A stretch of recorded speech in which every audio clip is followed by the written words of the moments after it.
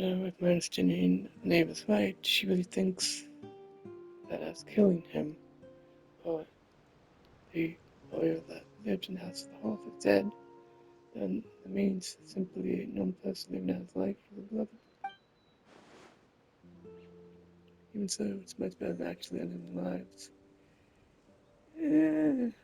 Not really. They really ought to try to focus memory erasure. Because you're still erasing the person. So, you're just letting us go, Father? If you want to consider that, then you go, sure. You misunderstand. Memories are extremely important. Once consumed by flame, the version of you standing before me will die, and our secrets will die with you. So no, I don't intend to just let you go, because the person who survives will be nothing but a stranger. Even so, I won't have to live in fear anymore. I'm sorry, Father. I'm sorry I let you down. But I really... Don't cry, Filial. You haven't left the house yet, so there are still rules to be followed, yes? Remember what I taught you. Anger makes you impulsive, sorrow causes you to waver. Don't let yourself be controlled by your emotions. Of course. I'll remember. Dry your tears, and go pursue the life you really want. Yes, Father. Chaplot, Foltz, Elwar. Take them back to Poisson.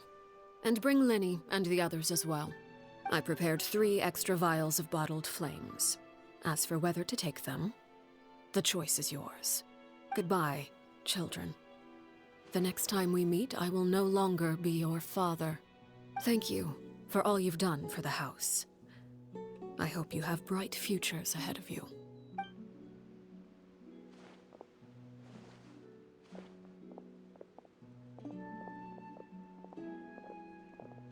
Father.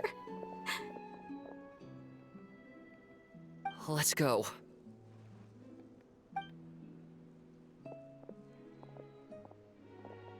Here, grab my arm, Linny. I'll help you walk back. Thank you.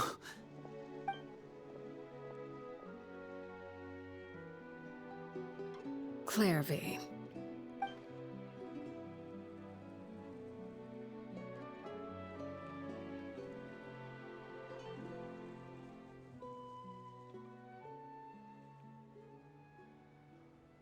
Can we talk now? I've been waiting for a super long time. You really are Perry, aren't you? I haven't seen you in so long. How come you're all grown up? Wait, did I somehow travel to the future on accident? Or am I dreaming? What a long dream. Neither. You died, Clairvy. That's what happened. You could have at least sugarcoated it a little. Look, she's done speechless. This really is Cliff's younger self. I'd say she probably had enough lives. Oh. Okay then. Huh? That's it? You accepted it just like that? Yep. If that's what Perry says happened, then I believe her. Perry wouldn't lie to me. Plus, I don't really need to know why I'm like this. I'm more curious about what happens in the future. If you're a harbinger now, Perry, that means Mother is gone, isn't she? Can you tell me about it? I want to know what happened to her. And to me. You never stopped trying to defy fate. At first, no one believed you. You could only vent your frustrations to the moon. In fact, you often sought comfort in the night sky. You wanted to see the aurora, so one night we promised each other we would go to Snezhnaya to see it together. Later on, you tried to run away, but you were brought back each time. Mother spared your life, but it wasn't out of kindness. Instead, she decided to make an example of you by slowly torturing you over time. That way, the other children would know what happens to traitors. Still, you never gave up. Mother hoped that through ruthless duel after ruthless duel, she would be able to crown an ultimate victor among the children she raised. But you called on everyone to unite, to fight to a draw in order to reduce casualties. Your efforts may have only delayed the inevitable, but still. You gave them hope. You tried everything you could think of, but every attempt ended in failure. Still, you never turned your sword on Crucibina, and you never turned it on me. On that gloomy day, you told me, for the last 16 years of my life, I've done everything I can to fight for freedom. But now, I realize that the only freedom I truly possess is the freedom to choose to die. I never imagined I would say something like that. I must have been feeling really worn down. But somehow, I still think I understand. According to Mother's plan, only one of us was going to make it until the end. And I always hoped that person would be you. If I could do it all over again, I still don't think I would make a different choice. Even when I first met you, I knew you'd be able to do what I couldn't. Is that so? Even now, I'm not sure I truly understand what kind of freedom you were trying to pursue. But as the head of the House of the Hearth, and as the children's father, I've tried to give them the most basic of freedoms. The freedom to choose their own fate. It's something I discussed with the Iudex of Fontaine. The children who want to leave the house will have their memories wiped clean of all secrets pertaining to the organization. In return, they will be allowed to live a normal life in Fontaine without being prosecuted for their past. Of course, I won't simply hand freedom to them on a silver platter. They have to fight for it and prove themselves worthy of it. Only freedom that is earned has true value. That's more than enough. That's exactly the kind of life I was fighting for. You know, Perry, I think you're a pretty amazing king, and a really great father, too. I'm really happy that you're the one who took over the house. I guess I do have one regret, though. I still haven't seen the outside world. Well, it just so happens that our dear guests over here have been to many nations and traveled to countless places. Perhaps they would be willing to tell you what the outside world is like. Really? Of course! We've traveled all over the place. We've got so many stories, we could probably talk your ears off for 3 days straight!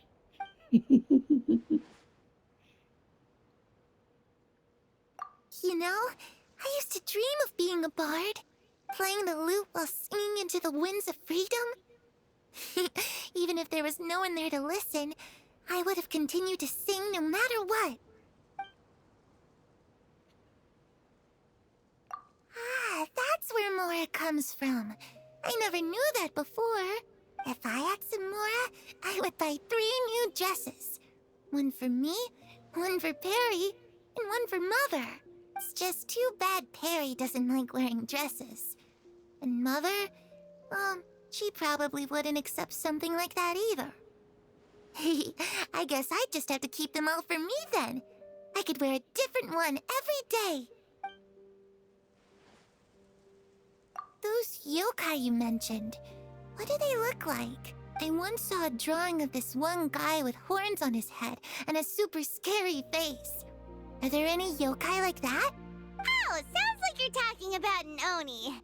Yep, we've met one, and let Paimon tell you, they're not nearly as scary as they look. I was always too afraid to skip Mother's fighting lessons. But at the academia, I bet you could do all sorts of secret things in class. Things that have nothing to do with studying. I'm just kidding. Being able to study whatever you want without having to fear for your life actually sounds pretty great.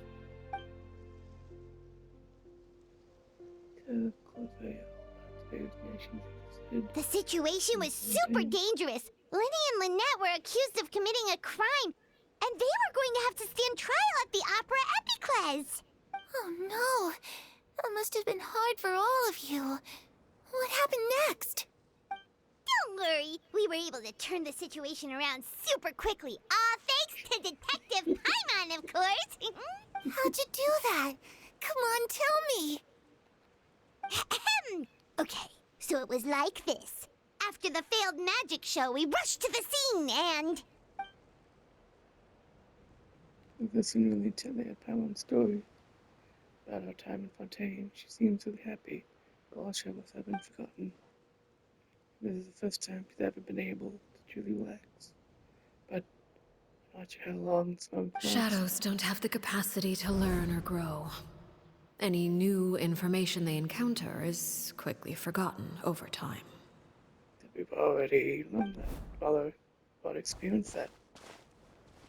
Time passes, she probably forget everything we've told her. Go back to being that scared little girl, all hide in the shadows.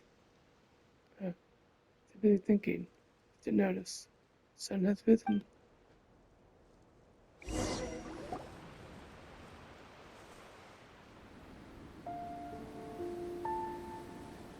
Clairvy, you've worked tirelessly from the shadows to overthrow the House of the Hearth. Now, by my authority as the Knave, I shall announce how this matter ends. You are hereby expelled from the House of the Hearth. You are no longer tied to this place, nor are you bound by its rules. You're saying that I can finally leave? I get to experience the outside world as well? Oh, I almost forgot. There's no getting older for me. Still, seeing who you grew up to be makes me really happy, Parallel. Take care of yourself. Goodbye. May we meet again someday.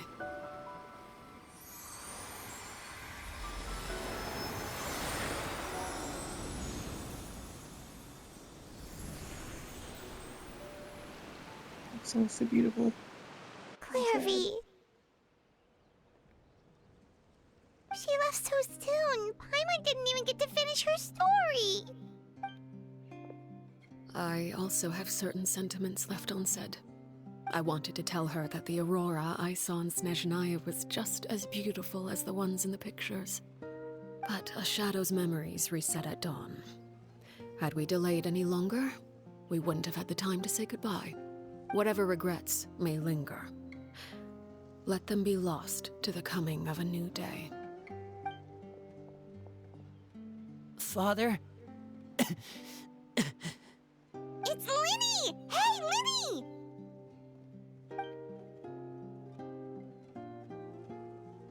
What is he doing back here? Let's go check it out.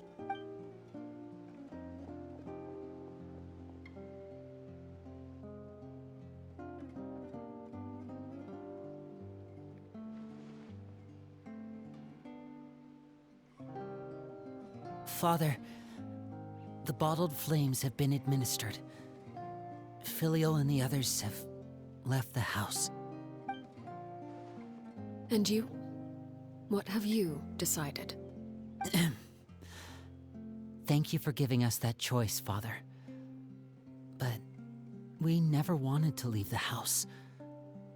It's the only home we've ever known. Lynette and Fremine feel the same way. They're recuperating back at the Hotel Bouffe Tété.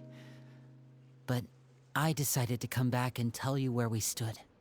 I'm sure you're well aware of the expectations I have for you. I want you to follow in my footsteps and become the next king of the house. Yet you seem to have different ideas. I must admit, I'm rather surprised by your decision to stay. There's nothing wrong with choosing to live a quiet life. Leading this organization is a heavy responsibility, one not so easily carried by someone forced onto the throne. I just never understood what you saw in me. What made you believe I was deserving of that throne? You're brave, talented, and, most importantly, you cherish your family. You would do anything to protect them. even if it costs you your life.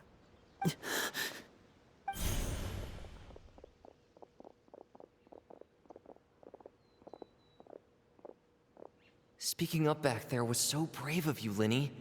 It's all thanks to you that we were able to convince Father to back down. You're a hero, Linny. Hero. Father is the real hero. Had Father gone all out during the duel, there's no way I would have walked away with my life. She must have had it all planned from the beginning, from the very moment she suggested a duel. I'm not deserving of that title. I'm not strong enough or smart enough. You're wrong. In my opinion, all you need to be deserving of the throne is conviction and the necessary strength to act on it. We may have different ideas of what it means to be a family, but you can hardly be said to lack conviction. What you truly lack is strength. For someone of your talent, though, that's something that will come with time. Even without that strength, you still chose to face me in a duel, even though the odds were stacked against you. That capacity to honor your convictions is what I truly see in you. Father.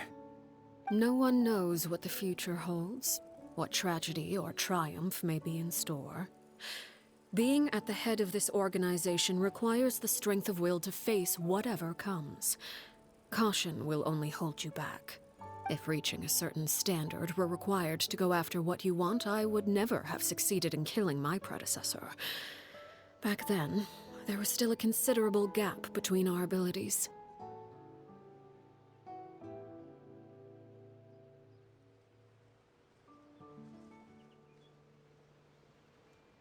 Strength may decide the ultimate victor, but those who let a lack of strength dictate their decisions or undermine their convictions will never be worthy of the throne.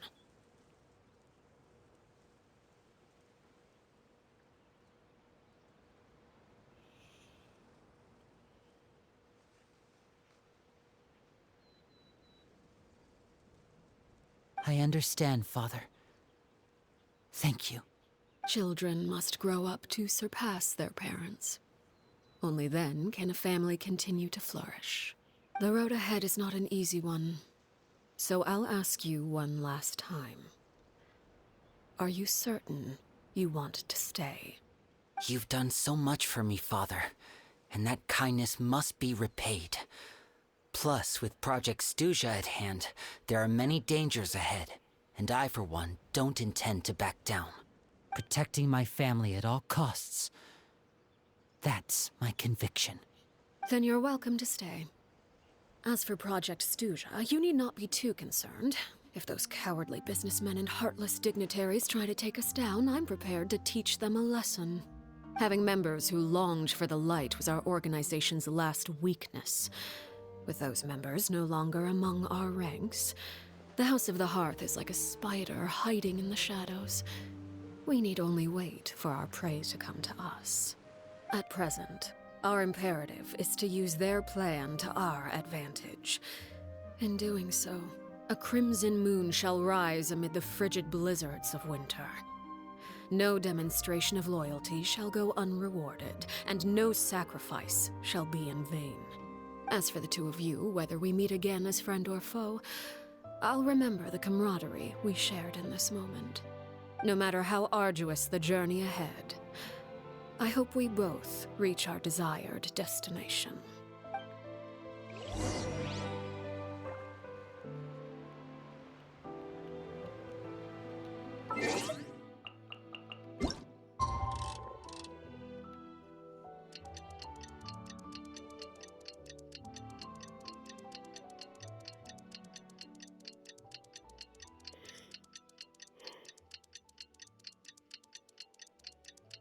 It's been rather nice.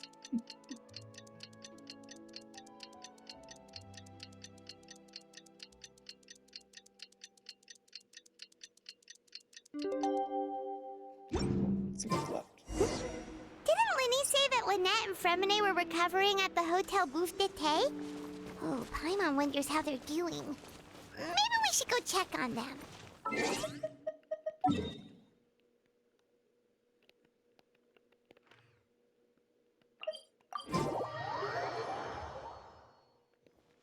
What's down here?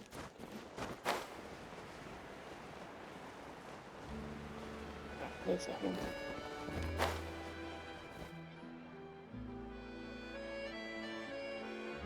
Lynette? Fremine? How are you feeling? Much better. Whew, what a relief! What about you?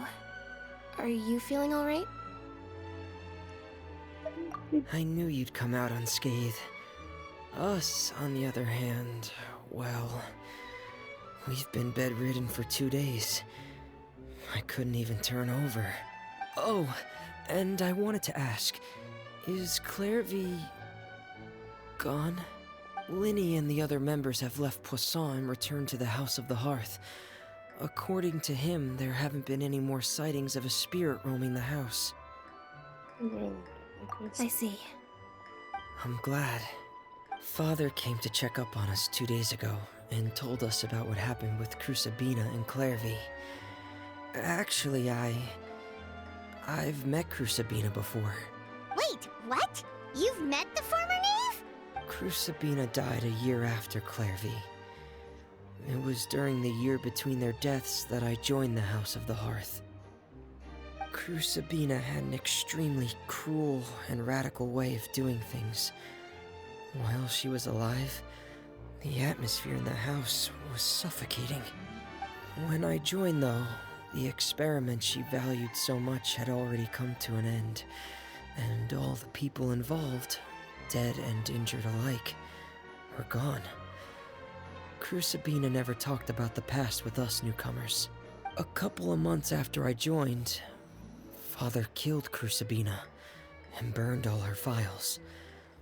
With that, the names of all the people subjected to her experiments, Clairvy included, were lost to the flames, along with the painful memories they represented. Father took in Lenny and me a couple months after that, but she never mentioned anything about Crucibina or Clairvy. It really seems like something she was planning to keep to herself. Volcano was practically a teenager. The last time you talked to her, did she mention why she kept it a secret for so long? So, Volcano was apparently in her early 20s, so maybe even late teens once he became a knave. That's interesting. She said she didn't want us to be affected by the darkness of the past. She was worried we'd develop a false sense of gratitude towards her if we knew about it. The foundation of a family should be free of any corrupting influence. Whatever happened in the past, it has nothing to do with who we are now. And that's what Father told us in the end. But I still thanked her for everything. It was only after hearing about what Crucibina did that I finally realized how insignificant our lives could have been. The members of the house meant nothing to her. To say that she valued them in any way, even just as a tool, would probably be giving her too much credit. If Father hadn't taken over the House of the Hearth, I probably would have already... Father rarely brings up the fact that she saved us. She doesn't believe that being indebted to her should be what ties us together. But even if we didn't owe her anything, we would still choose to stay. Because this is our home. We may have arguments or times when we feel wronged. Some people may even choose to leave. But as long as Father is here, we will always have a home. Whether the path before us is bathed in sunlight or shrouded in shadow, we'll follow Father wherever she chooses to go. So I wanted to say thank you for helping us make it through this crisis. Without your help, we could have lost a lot more along the way. Oh, we didn't do anything, really. It's invited back as guest. Of course. You're welcome anytime. Okay, sir. Are Filial and Nantoy okay? I actually saw them at a cafe this morning. They didn't recognize me. From what I could tell, they were drinking coffee and talking about one of the operas that started running recently. They seemed happy. If I had to take a guess, I would say they finally found the kind of life they always wished for. can't do it in 2 days and that. It takes time.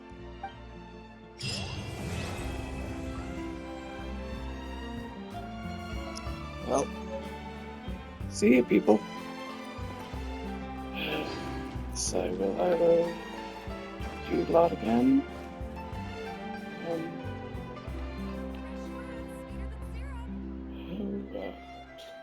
7, 8, maybe not even until 5.0, maybe 9 would be middle of the day on getting that. Goodbye. Love it right now.